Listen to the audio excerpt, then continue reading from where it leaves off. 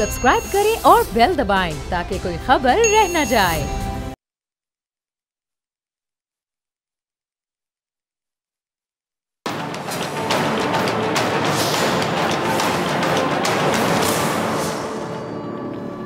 अस्सलामुअलैकुम नाजरीन, मैं हूं डॉक्टर फ़िज़ा अकबर खान और मैं हूं पाकिस्तान और आप देख रहे हैं पाकिस्तान के सबसे बड़े न्यूज़ चैनल का नंबर 1 प्रोग्राम ऐसे नहीं चलेगा। नाज़रीन, आजकल माफ़ी मांगने का रिवाज बहुत आम हो गया, आप लोग अग्री करेंगे मेरी बात से। यानी माफ़ी मांगना मेरे मुताबिक कोई बुरी बात नहीं है, बल्कि बहुत अच्छी बात है। बल्कि माफ़ी मांगना बड़ाई है, बड़ापन है। ये जो छोटी छोटी रंजिशें या नाराज़ियाँ आप कहने की होती हैं, ये फितरतन ज़हमत लेकिन हकीकत में अल्लाह की रहमत होती हैं।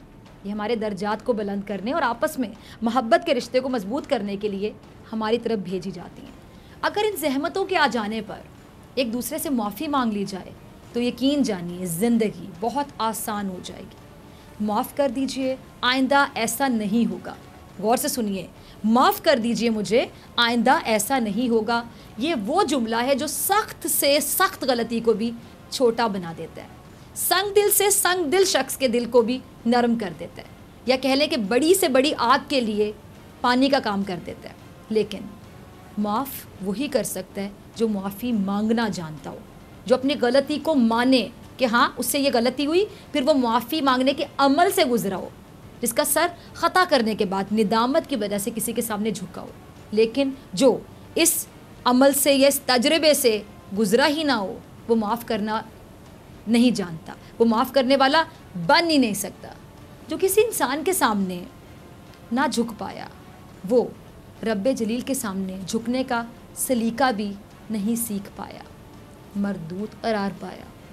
झुक जाने वाला यकीन जानिए कभी छोटा नहीं होता। ये तो उसका बड़ाई की तरफ आप कह लें कि पहला कदम होता है। एहसास प्रोग्राम की बात करती हूँ, अब ज़रा गौर से सुनिएगा। एहसास प्रोग्राम की टेलीथॉन में याद कीजिए, मौलाना तारिक जमील को दुआ के लिए बुलाया गया। किस मकसद के लिए बुलाया गया? दुआ के लिए। और उस रिक्कत आमेज़ दुआ में मौलाना तारिक जमील के कुछ अल्फाज ऐसे थे जो कुछ अफराद पर गिरा गुजरे, उनको पसंद नहीं आए, या उनके चंद जुमलों से कुछ अफराद की कह लें कि जी दिल आज़ारी हुई, या उस ट्रांसमिशन में जो चंद अफराद बैठे थे उनको मौलाना तारिक जमील के जुमले नामुनासिब लगे। उन्होंने मौलाना तारिक जमील साहब को ये एहसास दिलाया कि शायद मौलाना तारिक जमील ने गलती की है, ज़्यादती की है, या खिलाफ हकीकत बात की है, उनको माफ़ी मांगनी चाहिए। बाकायदा मौलाना तारिक जमील को प्रोग्राम में दावत दी गई। उनसे कहा गया कि जो उन्होंने कहा क्या वो उस बयान पर माफ़ी मांगेंगे, यानी प्रोग्राम में बुलाकर माफ़ी मांगने का मुतालबा कि माफ़ी मांगेंगे पूछा गया। और मौलाना तारिक जमील साहब बड़े दिल के इंसान, बेहतरीन शख्स, मुखलिस, मिलनसार, उनके लहजे में तकब्बुर नहीं है बल्कि मिठास है, झुकाव है। उन्होंने 2 प्रोग्राम्स में अपने बयान पर माफ़ी मांग ली, सिर्फ इसलिए कि कुछ लोग ये मुतालबा कर रहे थे कि जो बात मौलाना तारिक जमील ने कही है वो हकीकत के ख़िलाफ़ है। ऐसा नहीं है, बल्कि मौलाना तारिक जमील की बात से कुछ लोगों की दिल आज़ारी हुई है। चलें ये मान लेते हैं दिल आज़ारी हुई होगी, सही कहा होगा आपने, लेकिन मौलाना तारिक जमील ने भी मान लिया और माजरत कर ली, माफ़ी मांग ली, बड़ेपन का मुजाहरा किया, बड़े ज़र्फ़ का सबूत दिया। सवाल अब ये है, अब ये सवाल नाजरीन गौर से सुनिएगा, वो तमाम लोग सुने जिनसे मैं अब सवाल पूछ रही हूँ। सिर्फ सवाल पूछना आपको नहीं आता और माफ़ियों के मुतालबे करना सिर्फ आपको नहीं आता। सवाल अब ये कि वो जो लोग मौलाना तारिक जमील साहब को ये एहसास दिला रहे थे कि उन्होंने खिलाफ हकीकत बात की, वो लोग जो ये समझ रहे थे कि जो शख्स गलत बात करे उसको सही करना, उसकी तस्दीक करना उन लोगों पर फ़र्ज़ है। वो लोग जिन्होंने सच का अलम उठाने का ठेका लिया हुआ है, वो लोग जिन्होंने मौलाना तारिक जमील साहब से बार बार मुतालबा किया, और मुतालबा भी इस तरह किया कि उनका मजाक उड़ाया जा रहा था, उनको तमस्कर का निशाना बनाया जा रहा था। सॉरी टू से, मैं अपने अल्फाज के लिए माजरत चाहती हूँ, इस आलम दीन को बाकायदा जलील करने की कोशिश की जा रही थी। वो सिर्फ माफ़ी का मुतालबा नहीं था। आप वो देखें उन लोगों की जो टोन थी, उन लोगों का जो अंदाज़ था, उन लोगों का जो एटीट्यूड था, उनका जो लहजा था, उस लहजे पर ज़रा गौर कीजिएगा, क्योंकि उनका ये कहना था जी इन्होंने गलत बात की, ये माफ़ी मांगे। और जब तक मौलाना तारिक जमील ने माफ़ी नहीं मांग ली तब तक उन लोगों के दिल में ठंड नहीं पड़ी। तो मुझे वो तमाम अफराद आज ये बताएं कि क्या इस मुल्क में जब भी किसी की दिल आज़ारी की गई, जब भी किसी की दिल आज़ारी की गई, इस मुल्क में जब भी किसी के मुतालिक झूठ बोला गया, जब भी किसी को बिला जवाब तनकीद का निशाना बनाया गया, जब भी किसी पर बहतान लगाया गया, इल्ज़ाम लगाया गया, तो क्या उन तमाम अफराद ने इसके ख़िलाफ़ आवाज़ उठाई? ऐसे किसी कदम के ख़िलाफ़, अमल के ख़िलाफ़ आवाज़ उठाई? क्या उन्होंने दूसरों को भी इसी तरह माफ़ी मांगने पर मजबूर किया जिस तरह उन्होंने मौलाना तारिक जमील साहब को मजबूर किया? मौलाना तारिक जमील साहब ने, उन्होंने तो चले माफ़ी मांग ली, लेकिन एक और मौलाना साहब हैं, नाम के आगे दोनों के आगे मौलाना आता है ना, तो फिर किरदार भी एक होना चाहिए, अमल भी एक होना चाहिए। माफ़ी का मुतालिबा अगर इनसे किया तो उनसे भी किया जाना चाहिए, क्योंकि गलतियाँ तो उन्होंने बेशुमार की होंगी। मौलाना फजलुर रहमान साहब की बात करने जा रही हूँ, वो अपने सियासी मुखालिफ के बारे में क्या कहते रहे, और ये तमाम अफराद जो मौलाना तारिक जमील के चंद जुमलों पर उनके पीछे पड़े हुए थे, मौलाना फजलुर रहमान सियासी मुखालिफ पर इस किस्म के इल्ज़ाम तराशी कर रहे थे, तब ये कहाँ थे? कहाँ थे सारे ये? मैं आज इनसे पूछती हूँ, जब मौलाना फजलुर रहमान मुल्क के मौजूदा वज़ीर आज़म को इस्लाम दुश्मन करार देते रहे, तब ये तमाम सच्चाई के अलमबरदार कहाँ थे? मौलाना फजलुर रहमान साहब के इस बयान पर इन लोगों में से कोई एक मौलाना फजलुर रहमान से माफ़ी मांगने को कहेगा, जिन्होंने मौलाना तारिक जमील से माफ़ी मांगने का मुतालिबा किया? ये ज़रा क्लिप देखिए। ये एक ऐसा मिलियन मार्च था, ये एक ऐसा एहतजाज था जो मज़हब का नाम लेकर शुरू किया गया था, खालिस्तान मज़हब का नाम लेकर शुरू किया गया था, जिसमें इमरान खान पर बराह रास्त, इस मुल्क के वज़ीर आज़म पर बराह रास्त यहूदी एजेंट होने का इल्ज़ाम लगाया गया। ये छोटी बात नहीं है, किसी मुसलमान को आपने यहूदी कह दिया, जिसमें खुलेआम तौहीन मज़हब के फतवे बांटे गए, जिसमें एक मुस्लिम मुल्क के मुसलमान वज़ीर आज़म के ख़िलाफ़, जो कलमा पढ़ता है, मुसलमान वज़ीर आज़म, उसके ख़िलाफ़ तौहीन रसालत का इल्ज़ाम लगा दिया गया। उस वक्त कहाँ थे ये तमाम अफराद जो माफ़ियाँ मांगने के मुतालबे करते हैं? कहाँ थे ये सब? कहाँ सो रहे थे? जो मौलाना तारिक जमील को ये बता रहे थे कि जो बात उन्होंने की वो हकीकत के ख़िलाफ़ है। जब मौलाना फजलुर रहमान साहब, ये भी तो मौलाना है ना, नाम के आगे तो इनके भी मौलाना आता है, जब मौलाना फजलुर रहमान साहब इस तरह से कौम को गुमराह कर रहे थे, अपने मौलाना होने का फ़ायदा उठा रहे थे, कैश करवा रहे थे, आवाम को इश्तियार दिला रहे थे, मिनिस्टर इनक्लेव तक पहुँचने के लिए रियासत के अंदर रियासत बना रहे थे, अपनी फ़ौज बनाकर उसी से गार्ड ऑफ ऑनर ले रहे थे, अपने सियासी मुखालिफिन के ख़िलाफ़ अपने कारकुनों को भड़का रहे थे, इस किस्म के फतवे लगा रहे थे। कहाँ थे उस वक्त वो तमाम अफराद? क्यों सामने नहीं आए? क्यों उस वक्त मौलाना फजलुर रहमान से मुतालिबा नहीं किया कि मौलाना साहब तुसी भी उन माफ़ी मांगे कि उन्होंने एक कलमा गो को, कलमा पढ़ने वाले को काफिर या यहूदी कहा? पूछिए जाके किसी आलिम दीन से कि किसी कलमा पढ़ने वाले को काफिर या यहूदी कहने का मतलब क्या होता है, और उसके बारे में मजहब क्या कहता है? क्यों इन सच्चाई के अलंबरदारों ने खामोशी इख्तियार किए रखी? क्यों खामोश रहे? कहाँ चले गए थे तब? क्यों नहीं किया मौलाना फजलुर रहमान से माफ़ी का मुतालिबा? क्यों उस वक्त मौलाना के जलसों में जाकर उल्टा जलसों में जाते रहे? सोचे ज़रा, उल्टा इस बंदे की बात को सेकंड करने के लिए जलसों में जाते रहे, खुल्लम खुल्ला उनको सपोर्ट करते रहे, यानी उनकी बात से अग्री करते रहे, सेकंड करते रहे उनकी बात को कि सही कह रहे मौलाना फजलुर रहमान, खुल्लम खुल्ला सपोर्ट करते रहे। और कुछ तो ऐसे थे जो दिन रात वहीं थे और बहुत खुश थे, बड़ी बड़ी पेशगोइयाँ कर रहे थे कि जलसा बहुत बड़ा होने वाला है, मिलियन मार्च में अवाम की भरपूर शिरकत होगी, अवाम का समंदर उमड़ आएगा वहाँ पे। मिलियन मार्च तो जी अभी से कामयाब समझें, मार्च होने से पहले ही मार्च को कामयाब करार दे दिया। उस वक्त इनको ये नज़र क्यों नहीं आ रहा था कि मौलाना साहब जो कह रहे हैं उसकी ना मज़हब है, मज़हब में बिल्कुल इजाज़त नहीं है, ना आइन में इजाज़त है, ना कानून में, ना ये इखलाकियात के ज़मरे में आता है। मुल्क के वज़ीर आज़म के ख़िलाफ़ कंटेनर से फतवे जारी हो रहे थे, और ये टोला सही सुना आपने, टोला कह रही हूँ मैं, ये टोला जो मौलाना तारिक जमील से माजरत का मुतालिबा कर रहा था, उसने मौलाना फजलुर रहमान से माजरत का मुतालिबा क्यों नहीं किया? इस क्यों का जवाब मुझे कोई देते। एक मारूफ बड़े सहाफ़ी, इतने बड़े कि मैं क्या बोलूँ, बड़े सहाफ़ी के प्रोग्राम में बैठकर मौलाना फजलुर रहमान दूसरों के अकीदे के बारे में कुछ इस तरह फरमाते रहे। ये देख लीजिए सर। सुना आपने, मौलाना फजलुर रहमान साहब ने इमरान खान का एजेंडा स्टडी किया। स्टडी करने के बाद आवाम के सामने रखा, आवाम को बताया। मौलाना फजलुर रहमान इमरान खान के वज़ीर आज़म बनने से पहले से उन पर यहूदी एजेंट होने का इल्ज़ाम लगा रहे हैं, और वज़ीर आज़म बनने के बाद मौलाना साहब जिसको यहूदी कह रहे हैं, उस शख्स ने अक़वाम मुत्तहिदा में जाकर किसी भी मौलाना से बड़ा किरदार अदा किया। आज मैं अलग बात कहती हूँ, अक़वाम मुत्तहिदा में जाकर उस शख्स ने जिसको ये यहूदी एजेंट कह रहे हैं मौलाना फजलुर रहमान, उस शख्स ने इस्लाम और नबी पाक सल्लल्लाहु अलैहि वसल्लम से मुतालिक क्या कहा, देखिए, सुनिए।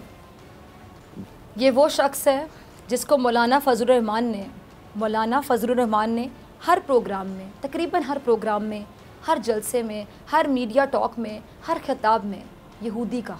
ऐसा ही नाज़रीन, जब आपको मौलाना फजलुर रहमान बोलते हुए दिखाई दिए और इस शख्स के बारे में बोलते हुए दिखाई दिए, तो उनके अल्फाज, उनके लफ्ज़ों में यहूदी का लफ्ज़ आपने ज़रूर सुना होगा। किसी मुसलमान यहूदी कहना, दोबारा कहूँगी। इसके बारे में दीन क्या कहते हैं मौलाना साहब, ज़रा ये भी स्टडी कीजिएगा। और वो तमाम अफराद जो आज हक़ और सच की नुमाइंदगी कर रहे हैं, जो मौलाना तारिक जमील साहब से कह रहे थे कि जनाब आपने हमारी दिल आज़ारी की है, हम तो हर गलत बात की निशानदेही करते हैं, आपको माजरत करनी चाहिए, माफ़ी मांगनी चाहिए। क्या किसी मुसलमान को यहूदी कहना आपको गलत अमल नहीं लगता? आपने उस वक्त इनकी ज़ुबानें क्यों बंद नहीं की? आप लोगों की ज़ुबानें खुद क्यों बंद थीं? आपने इनसे सवाल क्यों नहीं पूछा? इनसे क्यों नहीं माफ़ी का मुतालबा किया? अपनी ज़ुबानें आप लोगों ने क्यों बंद किए रखी, क्यों ताले लगा लिए? क्या किसी एक शख्स ने भी मौलाना फजलुर रहमान से कहा कि मौलाना आप एक अरसे से इमरान खान पर यहूदी होने का इल्ज़ाम लगा रहे हैं और पूरी दुनिया उनको मुस्लिम रहनुमा के तौर पर देख रही है, अवाम में उनकी मकबूलियत बढ़ती जा रही है। जिस शख्स को मौलाना साहब आप यहूदी कादियानी कहते हैं, वो अल्लाह के नबी की शान ऐसे बयान करता है कि सुनने वाला दंग रह जाता है। लफ्ज़ों में तासीर ऐसी नहीं आती मौलाना साहब, उस तासीर के लिए मेहनत करनी होती है, एक कनेक्शन होता है जिसका अल्लाह के नबी से अच्छा कनेक्शन नहीं होगा। मैं अललान ये बात कहती हूँ, जब वह अल्लाह के नबी की शान बयान करेगा तो सुनने वाला दंग नहीं रहेगा। ये कनेक्शन ज़रूरी होता है। कनेक्शन कैसे बनता है? मोहब्बत से, अकीदे से। और आप इस बंदे को यहूदी एजेंट कहते हैं बार बार, जो की शान ऐसे बयान करता है कि सुनने वाला दंग रह जाता है। वो अपनी तकरीर का आगाज़ ही रियासत मदीना से करता है। किसी एक ऐसे शख्स ने, किसी एक भी ऐसे शख्स ने कभी कहा कि मौलाना साहब आपको माफ़ी मांगनी चाहिए, ये बहुत बहुत बहुत बहुत गलत काम है, बहुत गलत बात है जो आप बार बार करते हैं कि एक मुसलमान को, कलमा पढ़ने वाले को आप यहूदी कहते थे। किसी एक ने भी मौलाना फजलुर रहमान से कहा कि मौलाना साहब कम अज़ कम अपने इस बयान पर तो माफ़ी मांग लें, क्योंकि किसी मुसलमान के बारे में आपने ऐसे इल्ज़ामात लगाए। किसी ने भी नहीं कहा, दुख की बात है कि किसी ने भी नहीं कहा, बात तक नहीं की, मुंह पे ताले लगा लिए, कुछ नहीं बोला, एक लफ्ज़ भी नहीं, सब खामोश रहे, सब खामोश रहे। चले पहले नहीं कहा, अब कह दीजिए। जब आप लोगों से माफ़ियों के मुतालबे करने पर आ ही गए हैं और लोगों को अखलाकियात का दर्स देने पर आ ही गए हैं, और ऐसी शख्सियात को जिनके इतने फॉलोअर्स हैं जैसे मौलाना तारिक जमील साहब, तो फिर आप ऐसे लोगों से भी माफ़ियों के मुतालबे अब शुरू कर दें। अब कोई एक खड़ा होकर ये कह दे कि मौलाना फजलुर रहमान अपने इन इल्ज़ामात की माफ़ी मांगे, इन इल्ज़ामात की।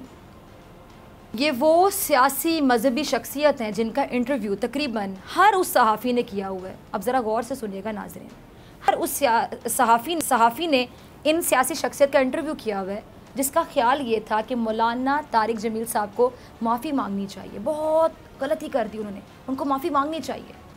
चलें, आपकी दिल आज़ारी हुई, बेशक आपने कहा, लेकिन फिर जिसने झूठ बोला, क्या उसको माफ़ी नहीं मांगनी चाहिए? जिसने कहा कि पाकिस्तान 1965 की जंग हार गया, क्या उसको माफ़ी नहीं मांगनी चाहिए? जिसने अजमल कसाब का गांव पाकिस्तान में दिखाया, उसको भी माफ़ी मांगनी चाहिए?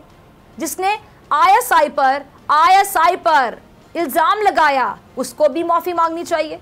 जिसने इमरान खान की अहलिया से मुतालिक झूठा कॉलम लिखा, क्या उसको झूठ पर माफ़ी नहीं मांगनी चाहिए? उसको भी मांगनी चाहिए। जिसने इमरान खान को यहूदी कहा, एक मुसलमान को, कलमा पढ़ने वाले को यहूदी कहना, क्या इस काम पर, इस अमल पर माफ़ी नहीं बनती? क्या उसको माफ़ी नहीं मांगनी चाहिए कि कलमा पढ़ने वाले को आपने यहूदी कह दिया? जिसने कहा था कि बुज़दार साहब को जल्दी हटा दिया जाएगा, उसको भी माफ़ी मांगनी चाहिए। जिसने कहा था कि इमरान खान की हुकूमत ज़्यादा अरसे नहीं चल सकती, उसको भी माफ़ी मांगनी चाहिए। जिसने मुल्क पर कर्जा चढ़ाने वालों का साथ दिया, क्या उन सबको माफ़ी नहीं मांगनी चाहिए? जिन्होंने सिंध के दर्जन साल, 12 साल, दर्जन साल नज़रअंदाज करके आज भी पीपल्स पार्टी की हुकूमत को बेहतरीन और आइडियल हुकूमत करार दिया, उनको भी इतने बड़े झूठ पे माफ़ी मांगनी चाहिए। जिन्होंने नवाज शरीफ को बीमार डिक्लेयर किया और कहा कि वो मौत के मुंह में है, उनको भी माफ़ी मांगनी चाहिए। जिन्होंने नवाज शरीफ को लंदन भिजवाने के लिए अपने प्रोग्राम्स में उनकी लाखों बीमारियां गिनवाई, उनको भी माफ़ी मांगनी चाहिए। जिन्होंने नवाज शरीफ का मुकदमा स्क्रीन पर बैठ कर लड़ा, उनको भी माफ़ी मांगनी चाहिए। जिन्होंने नवाज शरीफ को कौमी हीरो कहा और बाद में नवाज शरीफ नाअहल हुए, उनको भी माफ़ी मांगनी चाहिए माफ़ी। जिन्होंने मरियम नवाज साहिबा को पाकिस्तान की अगली वज़ीर आज़म तक बना दिया, क्या उनको माफ़ी नहीं मांगनी चाहिए? जिन्होंने 30 साल, 3 डेकेड्स, मजाक नहीं होता, 30 साल हुकूमत करने वालों का हिसाब मांगने पर अदालतों के खिलाफ मुहिम चलाई, उनको भी माफ़ी मांगनी चाहिए। जिन्होंने हर बात का इल्ज़ाम पाक फ़ौज पर लगाया, उनको भी माफ़ी मांगनी चाहिए। अगर माफ़ी मांगने का रिवाज चल ही निकला है तो फिर सब मांगे माफ़ी, सब आए और मांगे माफ़ी अपनी अपनी बात पर। हर कोई माफ़ी मांगे अपनी गलत बात पर, अपनी गलती पर, क्योंकि माफ़ी मांगने वाला उल्टा नहीं हो जाता। और सबसे पहले तो माफ़ी मांगनी चाहिए मौलाना फजलुर रहमान को, और मौलाना को माफ़ी मांगने पर आमादा करने इन लोगों ने जिन्होंने मौलाना तारिक जमील से माजरत करने का मुतालबा किया था। मौलाना फजलुर रहमान से भी कभी कर लो मुतालबा, क्यों नहीं करते? क्यों ज़बान को ताले लगा लेते हो तब आप लोग? अब अगर वो वाकई हक और सच के पास बान है तो जाएं मौलाना फजलुर रहमान के पास और उनसे इल्तिजा करें, दरख्वास्त करें। मौलाना तारिक जमील को तो आप लोग ज़लील करने पर आ गए थे। यकीन जानिए मुझे दुख हुआ था आप लोगों की टोन, आप लोगों का अंदाज देखकर, आप लोगों का लहजा सुनकर।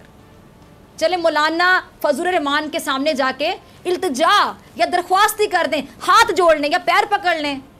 ना माने तो उनके खिलाफ प्रोग्राम करें कि मौलाना फजलुर रहमान के बयानात ने, नफरत अंगेज़ी ने, इश्तियाल पसंदी ने मुल्क को जो नुकसान पहुँचाया है उसकी वो माफ़ी मांगे।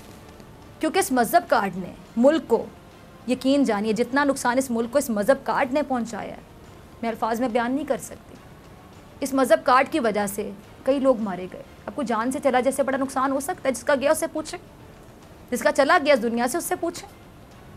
इस मजहबी जुनूनियत ने मुआशरे को, अगर मैं कहूँ कि खोखला करके रख दिया तो गलत नहीं होगा, आप लोग अग्री करेंगे। भारत में मजहबी जुनूनियत की वजह से वहाँ का जो हाल है, अगर आप देखें, ये मुल्क मजहबी इंतहा पसंदी की लपेट में एक अरसे तक रहा है। यहाँ तौहीन मज़हब के नाम पर कई कत्ल हो चुके हैं, लोग अपनी जान से गए। मौलाना फजलुर रहमान साहब मुल्क के मौजूदा वज़ीर आज़म के बारे में इस किस्म के बयान देते रहे हैं और उनसे माफ़ी मांगने का मुतालबा किसी एक ने नहीं किया। किसी एक बड़े सहाफ़ी, बड़े दानिश्वर ने ये नहीं सोचा कि इसके असरात क्या हो सकते हैं।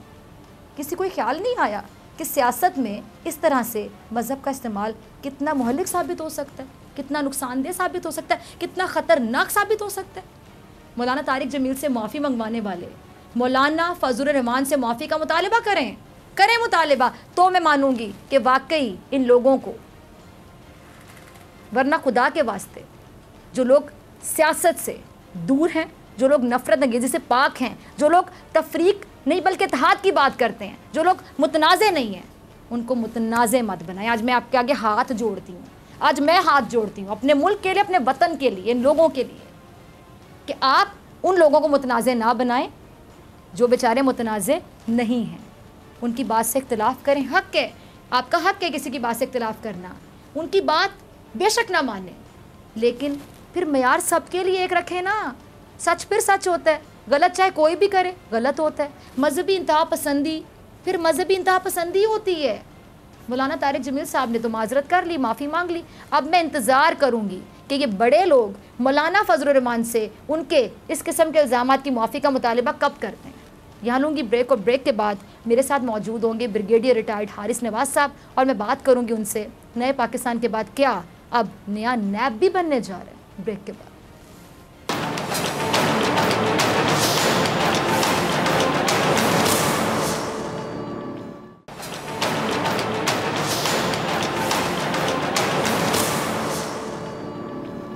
वेलकम बैक नाज़रीन, आप देख रहे हैं ऐसे नहीं चलेगा। मैं हूं आपके साथ डॉक्टर फ़िज़ा अकबर खान। इमरान खान साहब ने नया पाकिस्तान बनाने का वादा किया था और इस नए पाकिस्तान में नैब भी पुराना नहीं चलेगा, नया नैब होगा। लेकिन इस नए नैब की तश्कील नौ इस वक्त क्यों ज़रूरी है, और अगर ऐसा नहीं है तो ये जाली मुसव्विदा किसने सोशल मीडिया पर भेजा, इसी पर बात करूंगी। मेरे साथ प्रोग्राम में मौजूद हैं सेगमेंट में ब्रिगेडियर रिटायर्ड हारिस नवाज साहब, किसी तारुफ के मोहताज नहीं। ब्रिगेडियर साहब वार्म वेलकम। यहीं से शुरू करते हैं ब्रिगेडियर साहब, ये नैब से मुतालिक एक मुसव्विदा सोशल मीडिया पर गर्दिश कर रहा है और हुकूमत इसे जाली कह रही है। क्या मकसद हो सकता है इसका, क्या समझ आती है आपको, इसके पीछे क्या मकसद हो सकता है? देखें, अभी जो मैंने भी चेक किया है वो यही है कि अभी तक ये सिर्फ एक ड्राफ्ट बना था, ना इसकी डिस्कशन हुई है अपोजिशन से, ना गवर्नमेंट लेवल पर प्रॉपर तरीके से हुई है। अभी जो एक लीगल टीम बनाई हुई थी, I think this should become Farooq Naseem होंगे, शदाद अकबर होंगे, वन और लोग होंगे जिन्होंने एक ड्राफ्ट भी बनाया होगा और वो फिर किसी ने लीक आउट कर दिया। ना इट्स अ रिस्पॉन्सिबिलिटी गवर्नमेंट की कि वो पिन पॉइंट करें कि ये इस तरीके से क्यों इसका इशू बनाया गया, क्यों पब्लिसाइज़ किया गया, इससे गवर्नमेंट को कितना नुकसान हुआ और ओवरऑल नैब में कितना इसका इफेक्ट हुआ होगा कि what is going to happen, और जो पोटेंशियल केसेस नैब में आने थे या जो चल रहे हैं उनको कितना फ़ायदा होगा। ये सारी चीज़ें हमें इस इंक्वायरी में समझनी चाहिए। लेकिन एक बात यह है कि अगर ये ड्राफ्ट भी है तो this is very very unfair, इसलिए कि देखिए नैब का जब एक 99 में बनाया था और आज 2000 हो गया है, इसको हमें और इम्प्रूव करना चाहिए। जो भी इसमें स्नैक्स हैं, जो शॉर्टकमिंग्स हैं, उनको दूर करें और पॉजिटिव चीज़ों को लेकर आएँ ताकि मेक नैब वेरी स्ट्रॉन्ग। क्योंकि पीटीए की गवर्नमेंट का मैनिफेस्टो था जब उनकी पार्टी का कि हम आएंगे, मुल्क से करप्शन ख़त्म करेंगे, और करप्शन ख़त्म करने का सबसे बड़ा आपके पास कौमी अदारा जो है वो नेशनल अकाउंटेबिलिटी ब्यूरो है। ये तो इस पर हमें कोई डाउट नहीं होना चाहिए। और सेकंड, इससे ये it acts as a deterrence also for all potential crime जिन्होंने करने हैं या लोगों को डर होता है जो करप्शन करते हैं। जी एक नैब का अदारा है जो हमें पकड़ेगा तो फिर हमारा बचना मुश्किल है, at least we will be arrested और उसके बाद इंक्वायरी, इन्वेस्टिगेशन, रेफरेंस फाइल हो जाएंगे। एक तो ये फ़र्क है। सेकंड, जो एक तरीक़ाकार होता है, पहले भी जो ऑर्डिनेंस आया था उसमें बहुत ज़्यादा नैब को कमज़ोर कर दिया गया था और उसके साथ साथ तहफ़्फ़ुज़ दिया गया ब्यूरोक्रेट्स को, पब्लिक ऑफिस होल्डर्स को, इवन FPR के जो बिज़नेस कम्युनिटी है उसको, टैक्स एवियर्स को, उनको आपने काफ़ी ज़्यादा उसमें सपोर्ट हेल्प हो गई थी। तो NAB almost it has become ineffective. लेकिन क्योंकि ऑर्डिनेंस के 6 महीने हो गए, वो इनफेक्टिव हो गया, तो नैब की पावर दोबारा आ गई, इसलिए जल्दी में वो एक और ऑर्डिनेंस लाना चाहते हैं। But I personally feel instead of this इनको चाहिए कि अभी इसको चलने दें, नैब के जैसे सिस्टम चल रहा है, और एक प्रॉपर एक इसकी अमेंडमेंट लेकर आएँ जो जस्टिफाइड, प्लॉजिबल और नैब को मजबूत करने के लिए और जो कमज़ोरियाँ उनको ख़त्म करने के लिए, उसको फिर ये अपोजिशन ने डिस्कस करें, फिर इसको असम्बली में जाकर डिस्कस किया जाए। असम्बली में जाने के बाद 2/3 मेजॉरिटी से इसमें अमेंडमेंट हो सकेंगी क्योंकि ये एक प्रॉपर इसका लॉ बना हुआ है। And then it go to senate और प्रेसिडेंट ऑफ पाकिस्तान को साइन करेंगे। ये चीज़ें हैं जो करने के बाद देन वी विल सी कि इसको कैसे वे किया जाता है। अच्छा ब्रिगेडियर साहब, मैं आपकी बात ख़त्म होने का इंतज़ार कर रही थी, आपको इंटरप्ट नहीं करना चाह रही थी। हुकूमत अगर नैब कवानीन में तरमीम करती है तो आपको भी पता है कि अपोजिशन का तो ये कह लें कि देरीना मुतालिबा था। अगर ये देरीना मुतालिबा पूरा हो जाता है तो फिर एतराज़ बनता ही नहीं अपोजिशन की जानिब से। यही सबसे बड़ी बात करो कि इस वक्त PTI को बहुत डिसक्रेडिट होगा कि ये तो करप्शन ख़त्म करने आए हैं। अगर आप नैब के अदारों को ऑलमोस्ट उनको बिल्कुल इनके विंग्स क्लिप कर रहे हैं और उनको कमज़ोर कर रहे हैं, इसका मतलब ये है कि मुल्क से करप्शन तो और बढ़ जाएगी। जो लोग एटलीस्ट डरते थे कि पाकिस्तान में कोई एक अदारा है जो एक काम कर रहा है, और देखें अदारा अगर काम कर रहा हो तो लोग उसकी बुराइयाँ करते हैं। अगर नैब की सब तारीफ़ें करने लग जाएंगे तो इसका मतलब नैब काम नहीं कर रहा, तो मीन्स कि नैब वाज डूइंग। लेकिन हाँ, कमज़ोरी जो हमारी नैब के चेयरमैन की है वो ये है कि इन्होंने पिछले 1.5 साल से 1.25 साल में इतना कुछ नहीं किया जो करना चाहिए था। ना रिकवरी की, पकड़ा सारे निकल गए, उनकी बेल आउट हो गई। इसका मतलब कि केसेस वीक थे। यहाँ पर नैब चेयरमैन शुड बी आंसरेबल। आपने पकड़ा, आपने प्रोसिक्यूशन की, आपने क्या कितना पैसा रिकवर किया। नैब का बेसिकली कानून ये है, नैब बनाया इसलिए गया था कि कम से कम टाइम में मैक्सिमम पैसा जो है जो लूटा वो वापस लेकर आएँ, हुकूमत के ख़जाने में जमा कराएँ ताकि नैब अपने होने का जस्टिफाई कर सके। ठीक, आपने बड़ी अच्छी बात की कि ज़ाहिरी बात है जब किसी की इन्वेस्टिगेशन का खाता खुल जाता है, इन्वेस्टिगेट करना शुरू कर दिया जाता है, अमल शुरू हो जाता है, उसके बाद फिर रिकवरी अगर ना हो सके बल्कि लोग बड़ी विक्ट्री साइंस बना के अगर छूट जाएं और कहें देखें जी हमने तो कुछ किया ही नहीं था, तो डेफिनेटली नैब पर फिर बहुत बड़ा सवालिया निशान लग जाता है। अब आप क्या समझते हैं ब्रिगेडियर साहब, नैब के इख्तियारात में क्या वाकई कमी की जानी चाहिए और उससे क्या फ़ायदा होगा? हम तो बात करेंगे फ़ायदा क्या होगा, नुकसान क्या होगा, कोई भी जो फैसला होता है उस पर फ़ायदा नुकसान देखना चाहिए। देखें, नैब की बिल्कुल एक दो तीन चीज़ें थी कि नैब को अरेस्ट एक्यूज़ को उस वक्त करना चाहिए जब आपके पास प्रोसिक्यूशन की एक्शनेबल एविडेंस ठोस सबूत हों। होता ही है कि अक्सर कि नैब इंक्वायरी स्टेट के ऊपर ही जब इंक्वायरी हो रही होती है आप मुलजिम को पकड़ लेते हैं, उसके बाद वो 3 महीने पकड़ा, फिर आपने और एक्सटेंड करवाते रहे, पता चला साल हो गया, उसके बाद बेल कर दी। सो आपको उस स्टेज पर अरेस्ट करना चाहिए जब आपके पास प्रॉपर एविडेंस हो, चाहे वो इन्वेस्टिगेशन स्टेट हो, ताकि आप कम से कम जल्दबाजी में नहीं करें। ये जो इमीडिएटली कर लियो। फिर सेकंड इंपॉर्टेंट बात ये थी कि आपने देखा होगा कि एक छोटे से छोटे केस, तपेदार पटवारी की कंप्लेंट है, वो नैब काम कर रही है। एक इंस्पेक्टर पुलिस का उसके खिलाफ नैब कर रही है। 2 लाख का केस है, उसके खिलाफ नैब कर रही है। ये मेगा करप्शन के लिए नैब, जो अभी पहले तो हमने 10 करोड़ रखा हुआ था, अब तो 50 करोड़ पे जा रहे हैं, बट आई थिंक 20-25 करोड़ से ऊपर के केस जो इम्पॉर्टेंट हो वो नैब के पास आने चाहिए, ताकि नैब अननेसेसरी अपने रिसोर्सेज को ड्रेन आउट नहीं करे। इनकी कैपेसिटी बनाने की ज़रूरत है। ठीक है। अच्छा ब्रिगेडियर साहब, एक और अहम पॉइंट जिसको मैं डिस्कस करना चाहूँगी, कुछ दिन पहले शेख रशीद साहब मेरे प्रोग्राम में मौजूद थे और बड़े मंजे हुए सियासतदान, कह दूँ तो गलत नहीं होगा, बहुत एक्सपीरियंस है उनका, बहुत तजर्बा है। उनसे मैंने एक सवाल पूछा जिस पे वो थोड़ा बुरा भी मान गए। आपको याद होगा कि उन्होंने एक बात की थी कि जी मैंने इमरान खान साहब से पहले भी बात की और मैं दोबारा भी बात करूंगा वज़ीर आज़म साहब से कि जी जियो के जो मालिक हैं उसके हवाले से ज़रा उन्होंने कुछ बात की कि मैं सिफारिश करना चाह रहा था उनको, मैं दोबारा भी करूँगा। तो मैंने उनसे सवाल ये पूछा कि अपोजिशन वाले यही तो बात करते हैं कि नैब और न्याजी गठजोड़ की बात करते हैं, यानी इमरान खान साहब और नैब पर ये इल्ज़ाम लगाते हैं कि आप लोग मिले हुए हैं, जबकि इमरान खान साहब भी 12 कह चुके कि नैब इंडिपेंडेंट इदारा है और चेयरमैन नैब भी 12 इस बात की सफाई दे चुके हैं। तो मैंने कहा शेख साहब आपकी तो इस बात से यही एक तासुर जाता है और यही एक उनका जो एक पॉइंट है आप उसको स्ट्रॉन्ग कर रहे हैं, आप उस पर स्टैंप लगा रहे हैं कि वो सही कहते हैं। तो शेख साहब ज़रा माइंड करके उन्होंने मेरे जवाब देने को अवॉइड किया। फिर साथ ही उन्होंने कहा जी मैंने इमरान खान से बात की तो उन्होंने कहा मेरा काम नहीं है। तो मैंने कहा शुक्र है कि खान साहब ने आपको कह दिया कि आपका काम नहीं है। तो इस तरह के लोग जो हुकूमत में हैं, हुकूमत को रिप्रेजेंट कर रहे हैं, हमारे जो वफाकी लेवल के वुज़रा हैं या मुशीर हैं, मुआवनीन हैं या जितने भी टॉक शोज़ में आके बैठते हैं, वो इस तरह की बातें क्यों कर जाते हैं और मंजे हुए लोग ऐसी बातें कर जाते हैं, फिर इस पर सफाइयाँ देनी पड़े इमरान खान साहब को या चेयरमैन नैब को। मुझे तो हमदर्दी है खान साहब से भी, चेयरमैन नैब से भी, लेकिन ऐसे लोगों के बारे में क्या कहेंगे आप? सॉरी मेरा सवाल ज़रा लंबा हो गया क्योंकि मैं समझाना चाह रही थी नाज़रीन को भी, अब आपका तज्जिया चाहूँगी मैं इस पर। नहीं, मैं बिल्कुल, आपकी बात ठीक है। इशू ये है कि इवन कुछ मिनिस्टर्स भी जो हैं पीटीआई के, वो यही फेडरल मिनिस्टर भी बातें करते रहे कि जी हम उसको पकड़ लेंगे, उसको अंदर कर लेंगे। बेसिकली नैब जैसे फवाद चौधरी साहब आपको याद होगा, हाँ बिल्कुल, जो कि बिल्कुल, तो ये एक ऑटोनोमस है, ये किसी के अंडर नहीं आते हैं और इसलिए चाहे वो नैब के पीटीआई के केसेस हों, पीपल्स पार्टी के हों, पीएमएलएन के हों, किसी और पार्टी के हों, they have to go across the board और ट्रांसपेरेंट तरीके से। किसी को विक्टिमाइजेशन नहीं करनी चाहिए, पॉलिटिकल विक्टिमाइजेशन नहीं है, लेकिन साथ ही साथ इतना स्ट्रॉन्ग इनकी कैपेसिटी बढ़ाने की ज़रूरत है।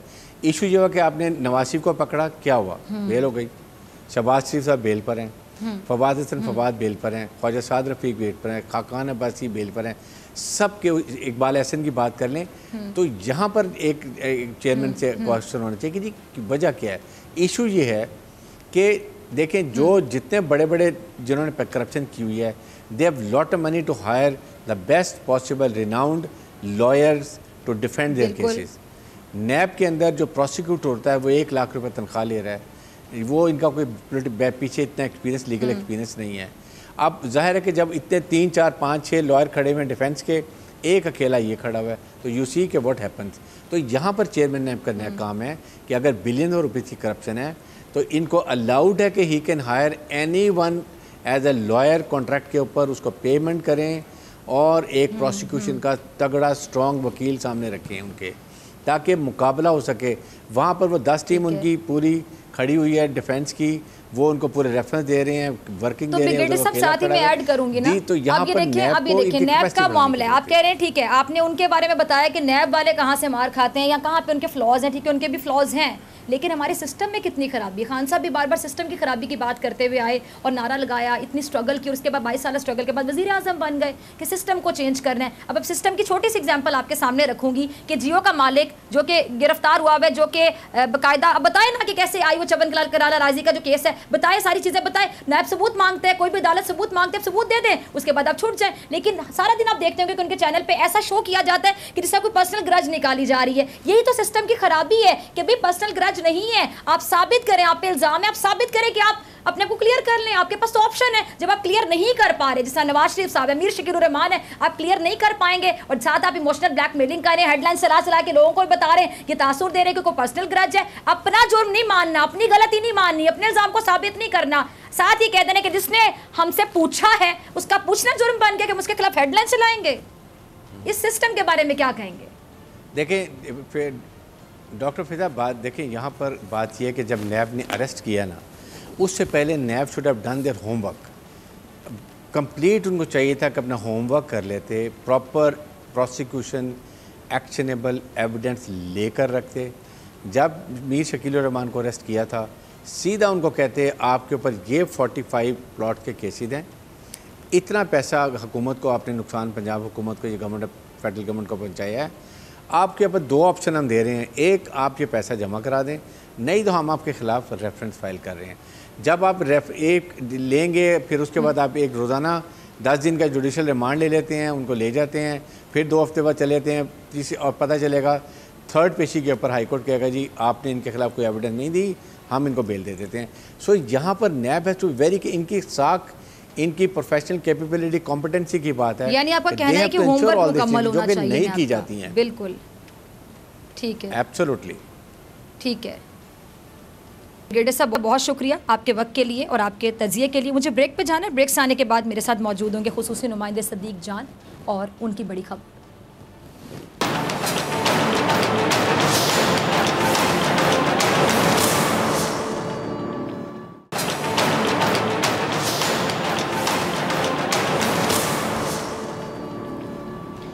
वेलकम बैक नाज़रीन, आप देख रहे हैं ऐसे नहीं चलेगा। मैं हूं आपके साथ डॉक्टर फ़िज़ा अकबर खान और इस सेगमेंट में मेरे साथ मौजूद हैं खुसूसी नुमाइंदे सदीक जान, जो कि अपनी बड़ी खबर इस सेगमेंट में आपके साथ शेयर करते हैं। 18वीं तरमीम का शोर आप देख रहे होंगे, सुन रहे होंगे कि थमने का नाम नहीं ले रहा है।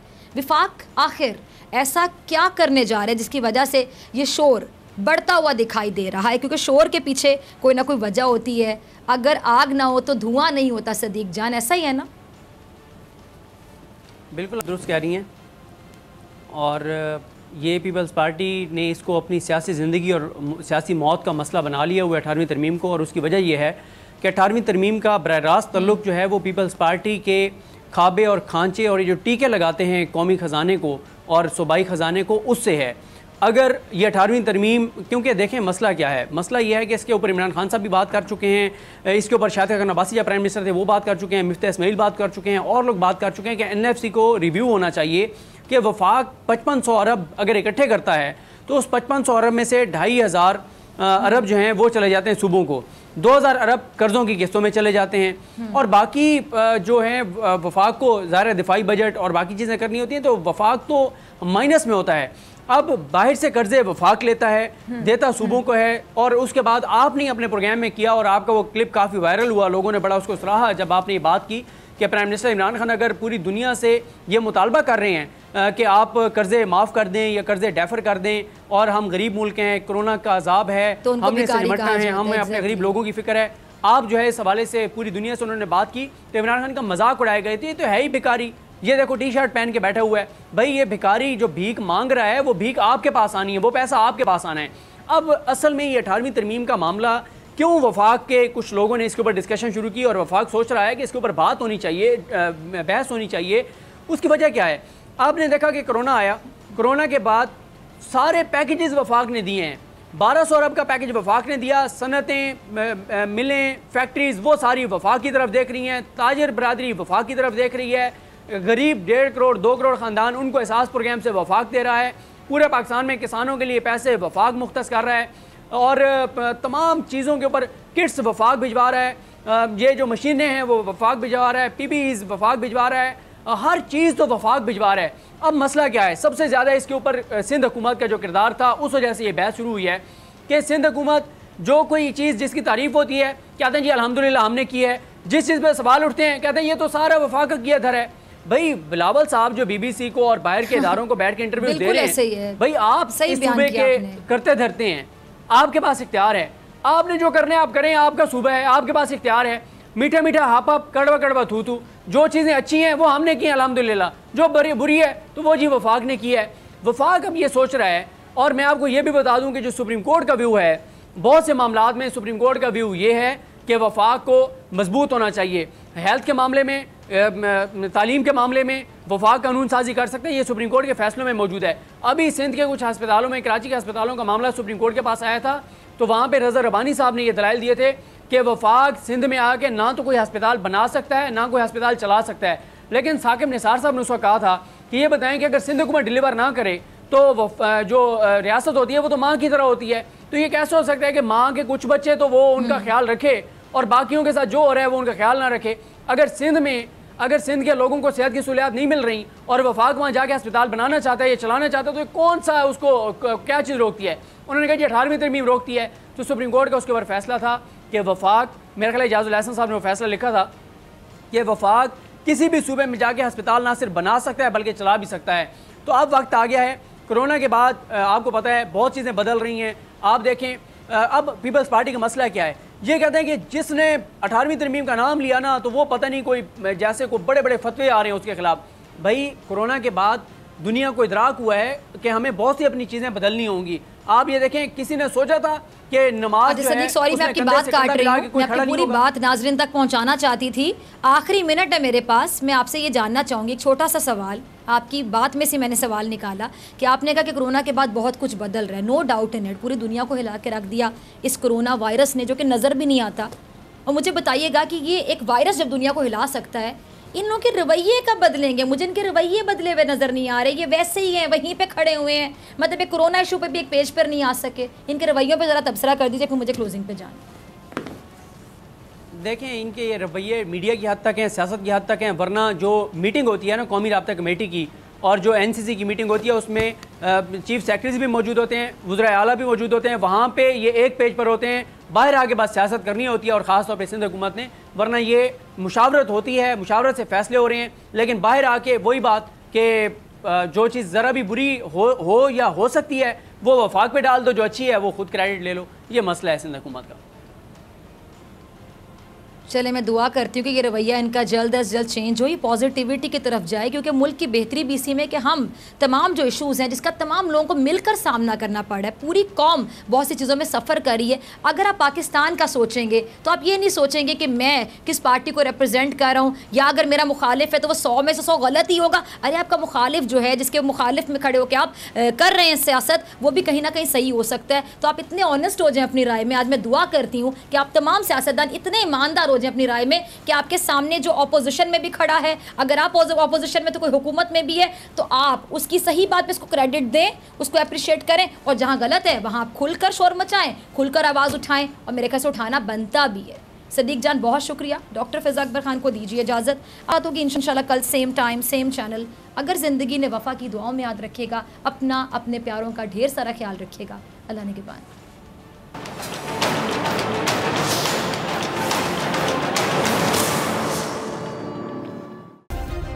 सब्सक्राइब करें और बेल दबाएं ताकि कोई खबर रह न जाए।